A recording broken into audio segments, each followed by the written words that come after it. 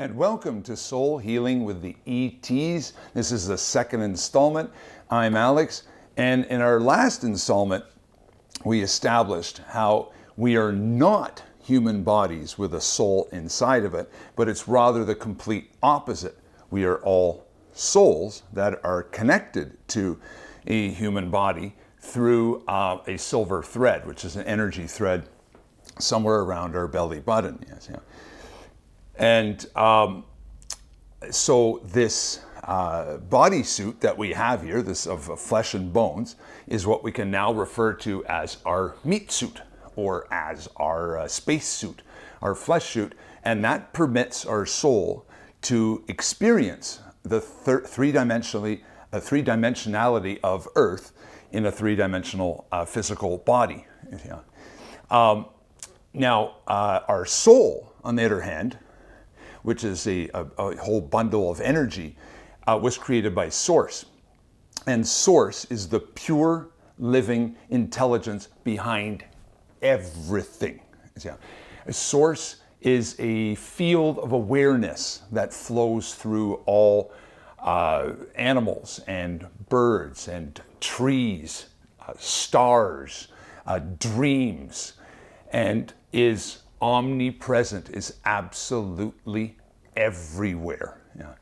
Now, a few of you had questions from last week's episode, and one of you asked me, does our soul incarnate on different planets? And absolutely, our soul is an indestructible, eternal being and never dies. So it wants to experiment everything there is to experience. Yeah.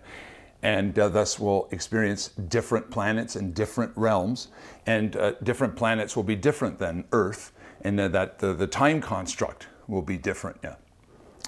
We all incarnate millions and millions of times throughout our whole life because we exist forever.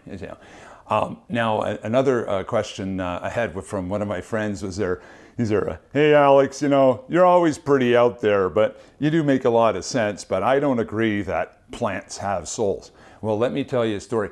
I've always named my plants at home, and I never even knew why, but I just thought it was comical.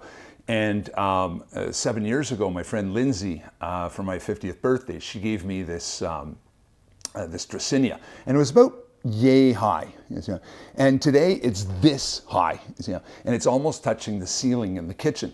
So this plant always has been in the kitchen, and every year it would shed 3 or 4 leaves. And then last spring, because I knew it was going to hit the ceiling soon, I started coaxing it and preparing it to say, hey, I'm going to move you down front row center in the south-facing patio window. You're going to get tons of sun. You can grow as tall as you want to, and you'll be the star. And she freaked out. She started shedding leaves all over the place. And then I said, okay, you can stay in the kitchen. And then she calmed down again. So, plants have souls as well. We all have souls. It's a different mindset, but it all makes sense once you wrap your mind around it. Yeah. Another person, one of my friends, reached out and said, hey Alex, can you give me a couple of concrete examples of how we are not human bodies with a soul inside of it? Okay, that's more difficult to do, but number one, the one that just jumps right out, is like, we never even talk about our soul. If we're a human body with a soul inside of it, and our soul is 100% of our intuition, because our soul is our intuition, why do we never talk about the soul? That makes zero sense. But a couple of examples. What I notice in the general public is that when I'm, let's say I'm walking down the street, this is in a city where there's other people, or you can go to the supermarket, or your office setting, or the shopping center, and just look at other people. It's quite comical. Just actually look at people. And you look at somebody, they look away. They look at you, we look away. But just watch how they walk, right? Watch their movement. And the soul is used to being able to transmute, to transform from one form to another. It's kind of like a bush in the wind blowing this way and blowing that way. But when it's stuck in the human body, it's constrained, it's confined by almost like by walls. So you watch people and they're like bumbling around as they walk down the sidewalk. I've always thought that was comical. That's one way which I perceive. Another way is, let's say you're at a party and there's a whole bunch of people you don't know. And then you're there, hey, I'm going to go introduce myself to the nice brunette over there. She's not talking to anybody. And then you start approaching her and then she looks at you and then you lose confidence. She just gave me a nasty look. Just, I can't go over now. I don't have the confidence anymore. And then 2 hours later, you're crossing paths again and you're there, Alex, do it. So you walk up to her and you grab her forearm, let's say, and she lights up like a birthday cake and you have the best conversation and now you're best friends. And maybe she was intimidated by your energy.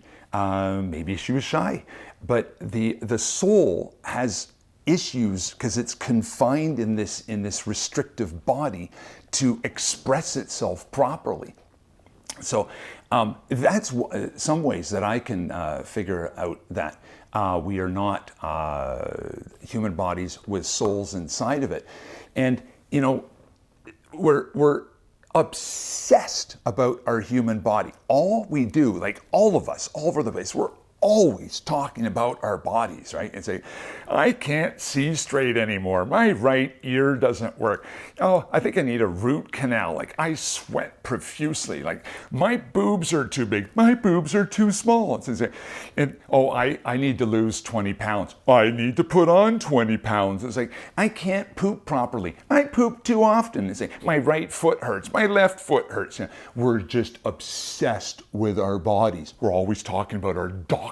Our doctor says this, our doctor says that. And wouldn't you figure that we could have 5% of the time to talk about our soul? No, we never talk about it. Well, maybe in some circles they do, but in my circles, we never talk about it. And then on top of that, then we have we're obsessed with our genealogy. So I went to Ancestry DNA and I'm 1/4 Scottish and 1/4 Irish and I'm half Belgian. Oh, really? Well, I'm 1/4 Indian and I'm 1/4 Pakistani and I'm 1/4 Ecuadorian. And Ecuador, where's that? Imagine how much fulfilling it would be if we were to talk about our soul's ancestry. Whoa, that would be cool.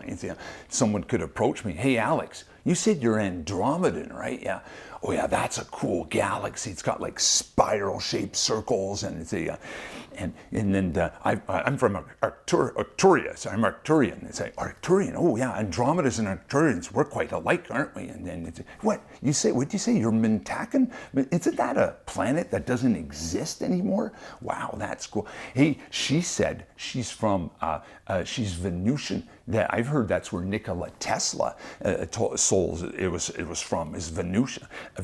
How do you? I don't even know how to say that. You see, to think of how much more fulfilling how many more things we could talk about instead of just talking about sports and movies and TV shows. Think of all the other things we could talk about if we talked about our true nature, where we came from, and because all of us are extraterrestrials.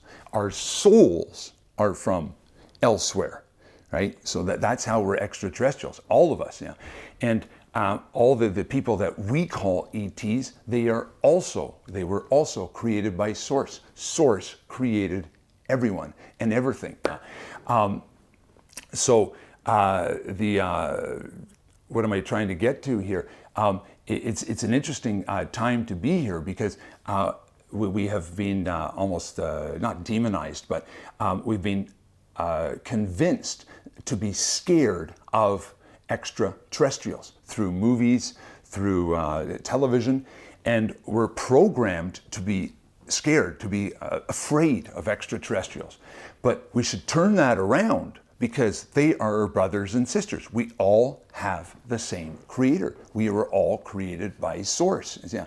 So they look weird, but they think we look weird as well.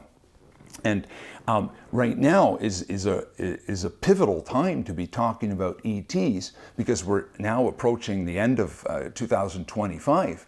And how many videos have been filmed from all over the world in different languages showing alien spacecraft, right? And I've seen hundreds myself. I've talked to airline pilots on top of that who have seen alien spacecraft.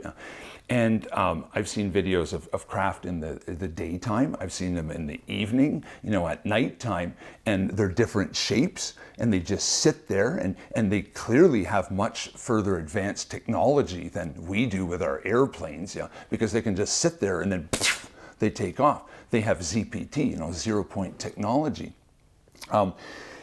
So these videos are becoming more and more commonplace. And what's really funny is when you see one spacecraft that'll be cloaked in a cloud. You'll see these puffy clouds over here, puffy clouds over there, and then there's this one cloud that looks exactly like a Star Trek spaceship, and it's kind of like, guys, that's so lame. We can all see what it is, right? But ETs, they are already present here on Earth, like non-human form. Some are cloaked as humans. I've heard that's a tiny, tiny number, but other ETs walk amongst us. We just can't perceive them. They are on a whole different dimension. They're on a whole different frequency. They're invisible to us here on the human Earth and in the third dimension. And so right now, the period of time that we're living in is now referred to as the Great Awakening. And the Great Awakening, which started in 2020 and is continuing now, this is what it will be called in the history books down the line, is the Great Awakening is humans that are waking up and connecting the dots. And humanity is waking up from a very long, deep sleep, which has been going on for centuries or millennia even. And this planet was under quarantine, but that quarantine has now been lifted. And that's why we're seeing the ETs getting, or other ETs out there getting closer and closer to us.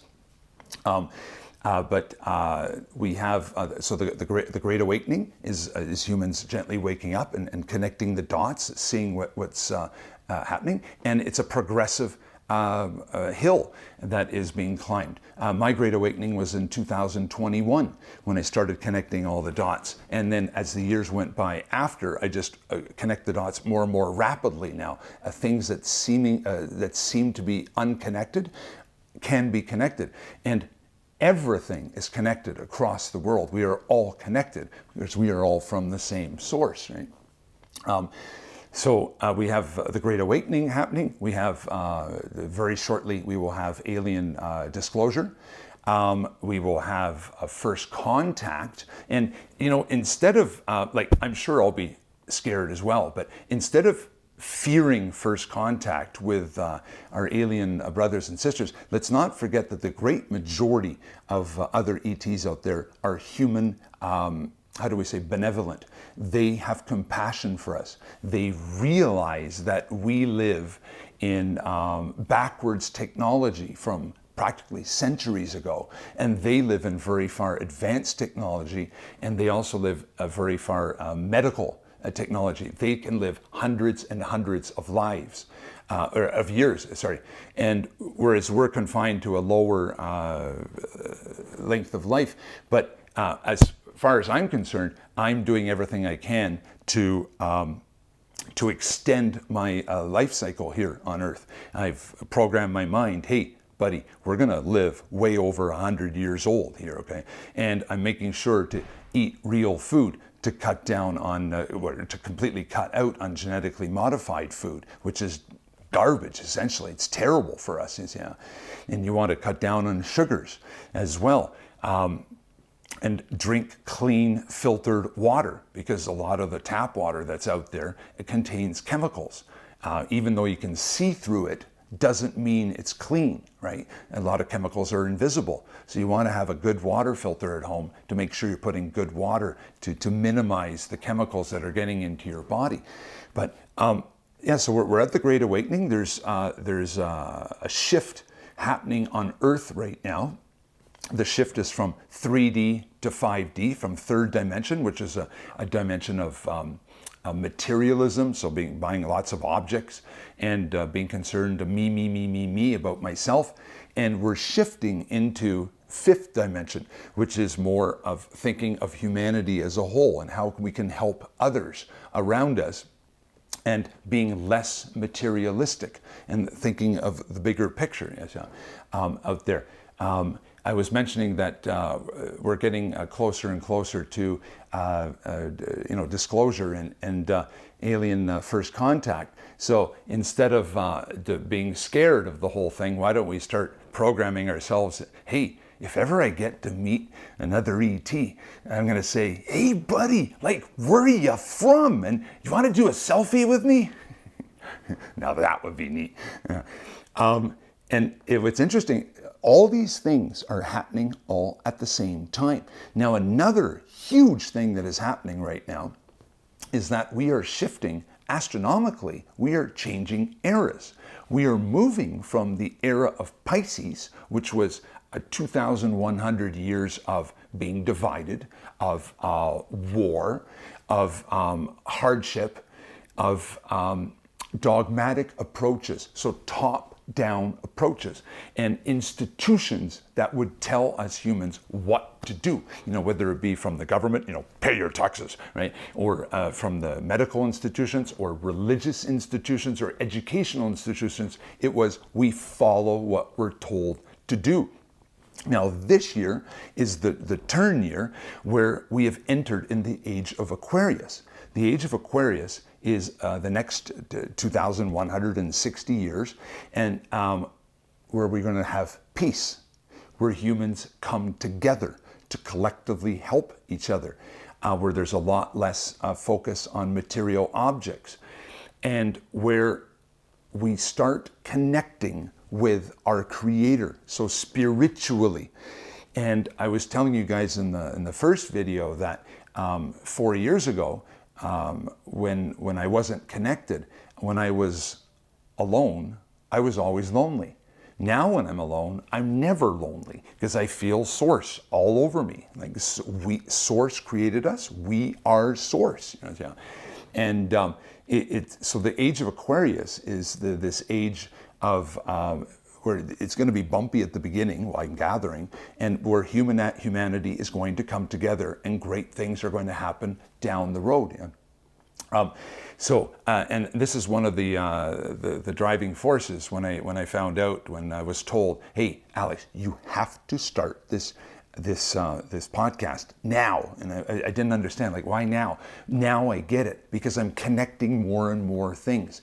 As we rise in consciousness, as our frequency rises, then you start making these connections. So it's a really exciting time to be alive. And we're now entering the Age of Aquarius, or we're now in the Age of Aquarius. And what I would suggest is, well, take better care of your body. We want to get good food, good water. Exercise daily is important. If you're confined in a small apartment, how about, can you just walk from your bed to the kitchen sink back and forth multiple times?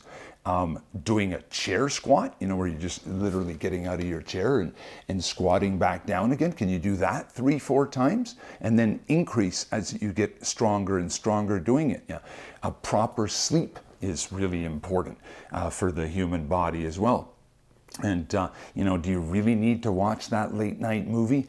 It's like going to sleep early is much better, because at night, that's when our body heals and restores and replenishes itself, right? So the earlier you hit the sack, the better it is for the body. So we're entering into an era where I notice more and more of my friends and people out there in general who are more interested in health and wellness, right?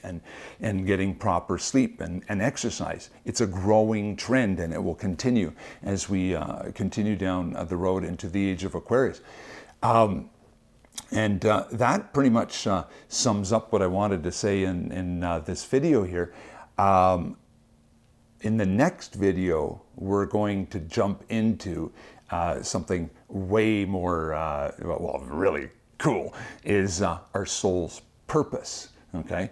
So we want to heal our body because our body is connected to our soul, but we also want to follow our soul's journey.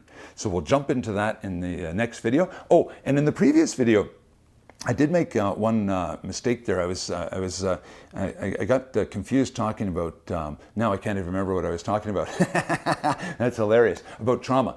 And I was saying that the soul had trauma. No, the soul does not have trauma. Now, the soul selects different traumas that it can incarnate with here in human form, right? So it does select those traumas, and it tries to get rid of them, right, while it's here on Earth. But the traumas stay in the cellular memories of our bodies. And if the soul does not resolve a specific trauma, when the body dies, the soul goes back up, but has no trauma, okay? The soul is in perfect bliss, it's in harmony. And these traumas can be accessed in the Akashic Records. The Akashic Records is this giant, massive, live library. Like, it's a live library. It's not books, it's live. And when we're in a higher dimension, we can access that. And then when the soul decides to come do another incarnation, it can say, hey, I never resolved that trauma I was supposed to do in a past life, so let's put that down into our next human form. I hope that's a little bit clearer. And in closing, I would like to dedicate this video to a special friend of mine that I strayed away from as a kid. And presently, worldwide, there is a rush back towards him. It's happening in all countries. And yes, there is a rush back to Christianity. And it's still starting, but it's accelerating. And over the coming weeks and months and years, it will just continue and continue accelerating. So this video is dedicated to you, to Jesus. And I'll see you guys in the next video. Bye for now.